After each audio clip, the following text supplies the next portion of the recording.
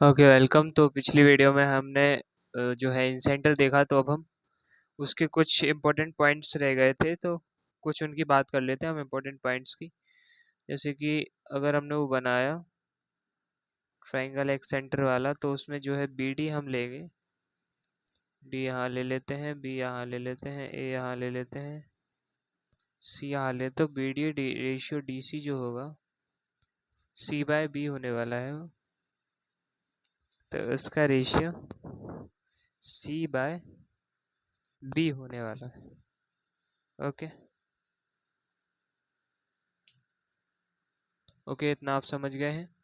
तो अब इस ट्राइंगल को मैं थोड़ा मॉडिफाई करके बनाता हूँ।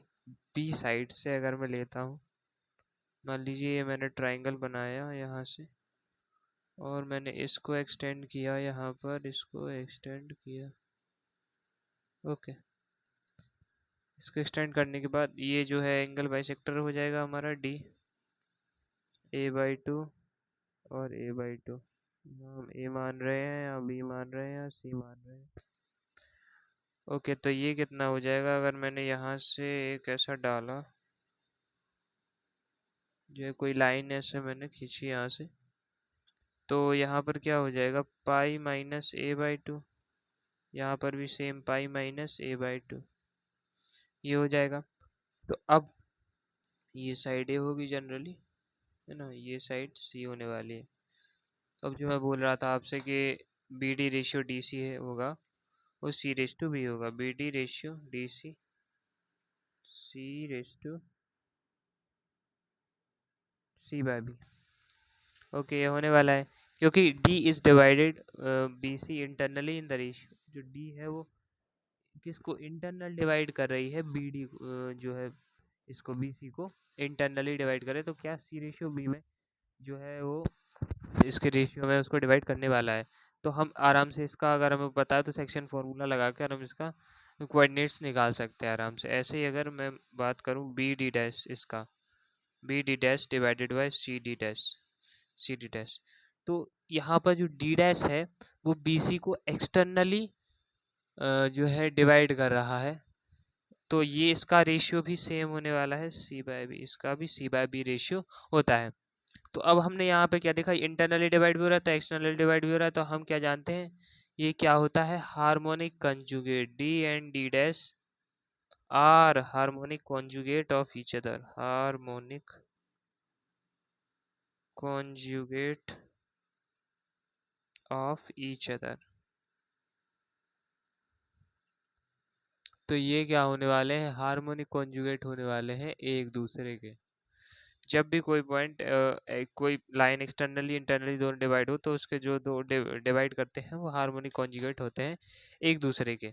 चलिए, तो हमने कुछ इंपॉर्टेंट पॉइंट्स भी डिस्कस कर लिए। अब हम किसकी तरफ बढ़ते हैं, अब हम बढ़ते हैं सरकम सेंटर की तरफ। ओके, तो अब हम क्या स्टडी करने वाले हैं नेक्स्ट, सरकम सेंटर। सरकम सेंटर, इसको हम कैपिटल ओ से डिनोट करते हैं। ये जनरली होता क्या है, ये इंटरसेक्शन पॉइंट होता है परपेंडिकुलर बाइसेक्टर के। जो सारी साइड्स ट्राइंगल की सारी साइड्स है ना, उसके परपेंडिकुलर बाइसेक्टर के इंटरसेक्शन पॉइंट को हम सर्कम सेंटर बोलते हैं। जैसे कि मैंने ये ट्राइंगल बना लिया, इसका ये परपेंडिकुलर बाइसेक्टर कोई होगा, ये कोई परपेंडिकुलर बाइसेक्टर होगा 90 डिग्री का एंगल बना रहा होगा, ये कोई परपेंडिकुलर बाइसेक्टर होगा जो 90 डिग्री का एंगल बना रहा होगा। अब हमें सिर्फ इस कई लोग एजम्पशन बना लेते हैं कि सेंटर से होके जाएगा ये एंगल बाइसेक्ट।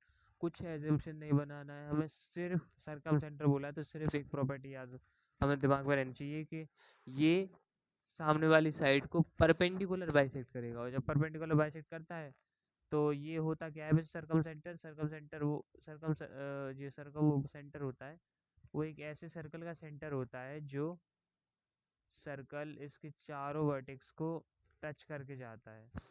तो आपको ये कॉर्ड दिख रही होगी, तो आपको पता है सेंटर से कॉर्ड पे परपेंडिकुलर डाला जाए तो ये दोनों उसको मतलब इक्वली जो है डिवाइड कर देता है। तो ये उसी से आया है सरकम सेंटर, वो उसी का होता है सरकम सर्कल का। ओके, इसीलिए मैंने यहाँ पर ये डिवाइड करा है ऐसे इस टाइप से, ये इक्वल होगा, ये इक्वल होगा, ये इक्वल होगा, तो इस टाइप से ये आता है।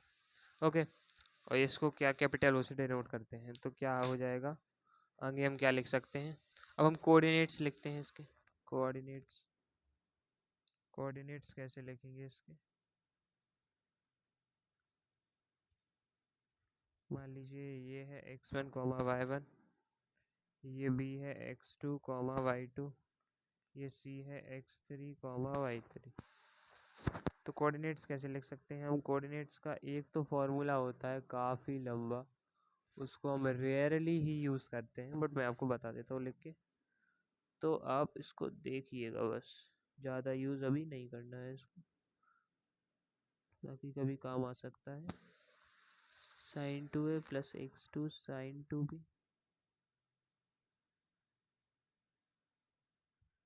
Plus x3 sine 2c divided by sine 2a plus sine 2b plus sine 2c comma y1, ये अलग है ना, y1 sine 2a plus y2 sine 2b plus y3 sine 3c, वो आप लिख सकते हैं। इसके नीचे भी यही सेम टू सेम यहाँ आ जाएगा, है ना।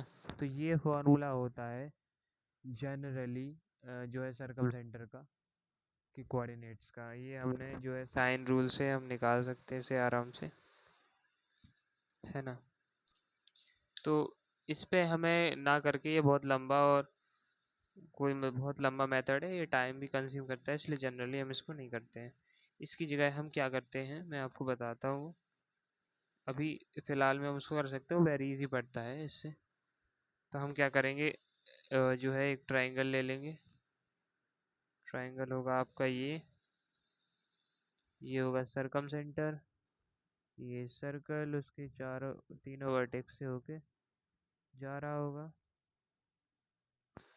ये ओ होगा सर्कम सेंटर। तो इसके कोऑर्डिनेट्स क्या होंगे, एच कॉमा के, मान लेते हैं हम कोई एच और के इसके कोऑर्डिनेट्स हैं। तो ये भी रेडियस होगी, ये भी रेडियस होगी, ये भी रेडियस होगी, आप सब जानते हैं। तो ओ ए बी सी पॉइंट्स लें तो ओ ए बराबर ओ बी बराबर ओ सी बराबर रेडियस हो। ओके, क्या आप एग्री करते हैं मेरे साथ। ओके, चलिए आगे बढ़ते हैं। ओ स्क्वायर बराबर ओ बी स्क्वायर बराबर ओ सी स्क्वायर, तो क्या ये भी होगा, बिल्कुल होगा। अब इससे हम क्या निकाल सकते हैं, इससे हम ये समझ सकते हैं कि जो इस टाइप से हम आराम से, जैसे कि हमें ओ ए ओ बी ओ सी पता चल गया, तो हम डिस्टेंस फार्मूला लगा के आराम से इसको निकाल लेंगे। डिस्टेंस फार्मूला से हम ये पता करके फिर इसके कोऑर्डिनेट्स आराम से निकाल सकते हैं। दो वेरिएबल हैं, दो इक्वेशन बनेंगे, हम आराम से उसको सॉल्व कर सकते हैं। ओके, अब एक और पॉइंट आपको याद रखना है कि अगर राइट ट्राइंगल बन रहा है, उसके कोऑर्डिनेट्स दिए हुए हैं राइट एंगल ट्राइंगल के, तो उसमें हमें एक फ़ायदा ये मिल जाता है। ए बी सी मान लीजिए ये है, यहाँ पे ओ है, ये मिड पॉइंट है ना, इसका मिड पॉइंट होना चाहिए। तो ये मिड पॉइंट ही इसका सरकम सेंटर होता है।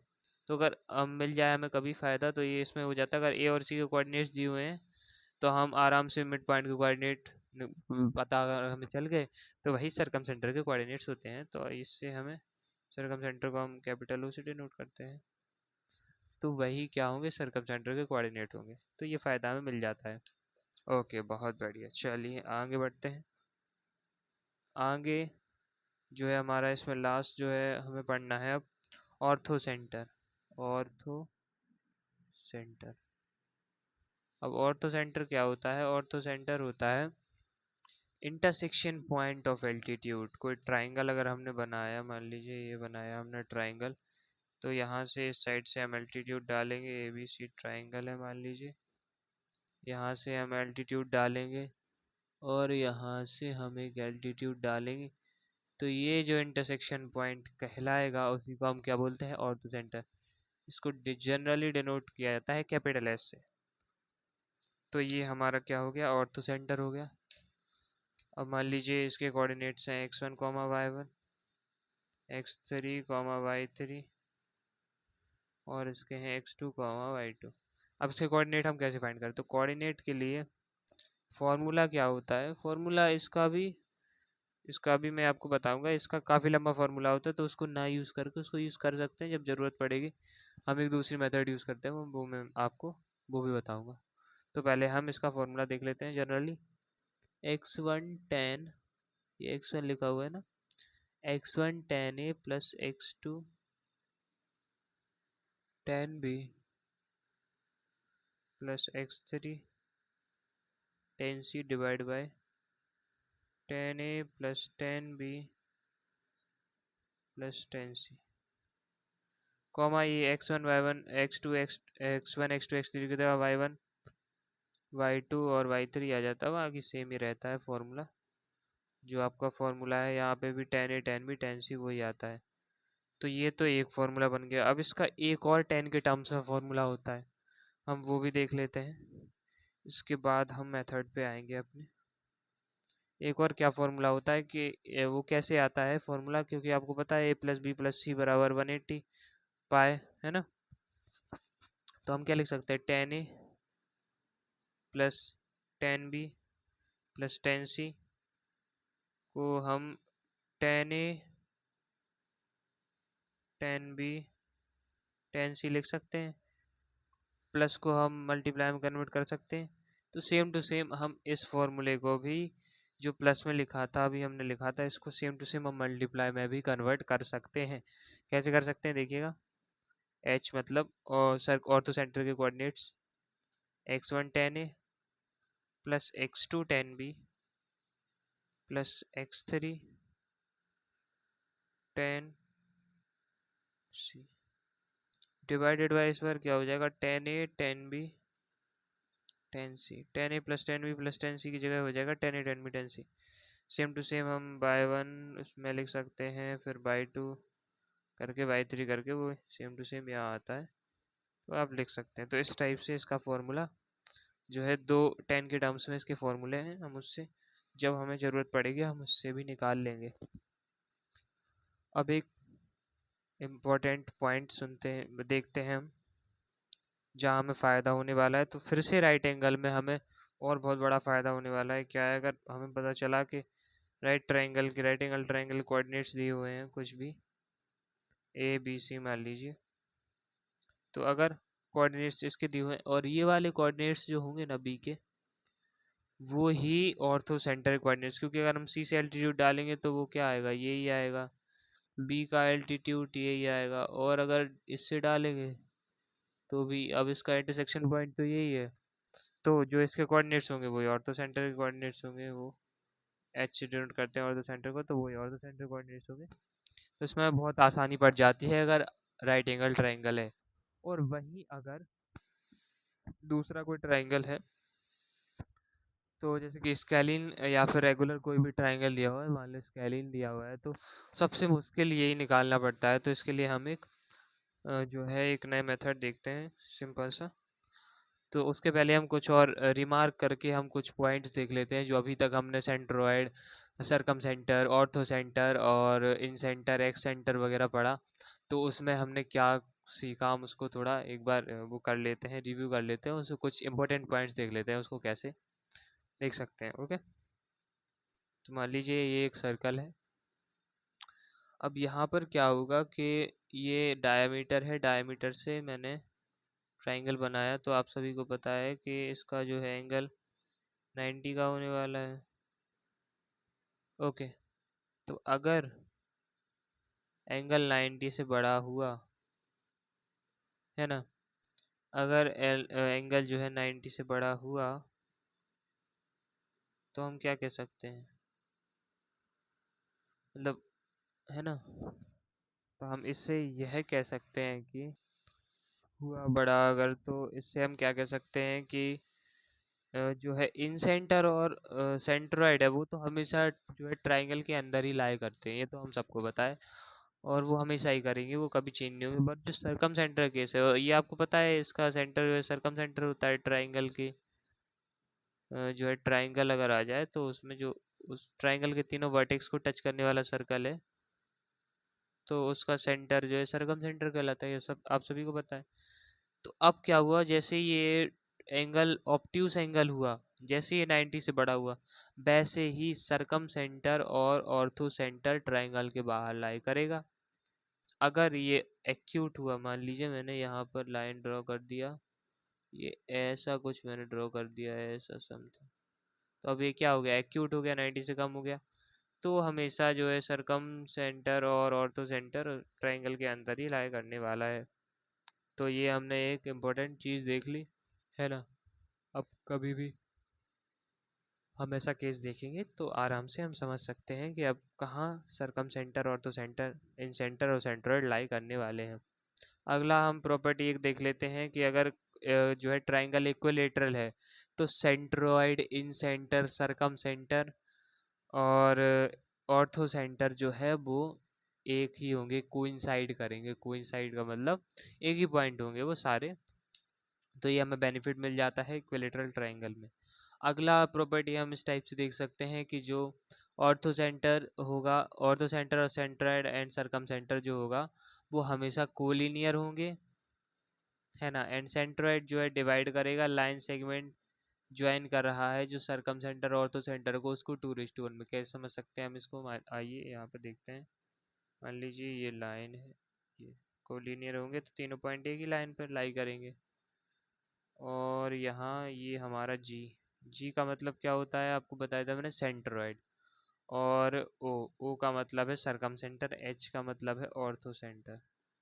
ओके, तो ऑर्थो सेंटर होता है ये, ऑर्थो सेंटर ये जो होता है वो होता है हमारा क्या, सेंट्रोइड होता है, सेंट्रोइड। और ये जो होने वाला है हमारा वो क्या होने वाला है, सरकम सेंटर, सरकम सेंटर होने वाला है। तो हम क्या कर सकते हैं, अब हमें क्या इन्फॉर्मेशन दी हुई, ये जो सेंट्रोइड है वो इसको 2:1 में डिवाइड करता है। और तो सेंटर और सरकम सेंटर को, ये कोलिनियर होते हैं और इसको 2:1 में डिवाइड करता है। तो अगर हमें ऐसे इसके कोऑर्डिनेट्स दिए हुए हैं तो हम इसके निकाल सकते हैं। अगर दो के दिए हैं तो एक कोई भी निकाल सकते हैं, अगर इन दो के दिए हैं तो ये निकाल सकते हैं। ये हमें इससे बेनिफिट मिल जाता है। वही मैंने कहा था ना आपको, दूसरा मेथड बताता हूँ मैं, आप और तो सेंटर और सरकम सेंटर निकालने का, तो हम इससे भी आराम से निकाल सकते हैं। और तो सेंटर तो और इजी पड़ जाता है इससे निकालना। अगला हम क्या देख सकते हैं कि जो जब आइसोसेलेस ट्राइंगल होगा तो सेंट्रोइड, ऑर्थो सेंटर, इन सेंटर, सरकम सेंटर एक ही लाइन में लाई करेंगे। एक ही लाइन में सारे जितने भी अभी सेंटर पड़े हैं, हमने 4 सेंटर, वो एक ही लाइन में लाई करने वाले हैं अगर आइसोसेलेस ट्राइंगल हुआ तो। ओके, ये तो हमने सारी प्रॉपर्टीज पढ़ ली। ओके, तो हमने सारे सेंटर्स के बारे में पढ़ लिया। तो अभी के लिए इतना ही, फिर मिलते हैं अगली वीडियो में। ओके।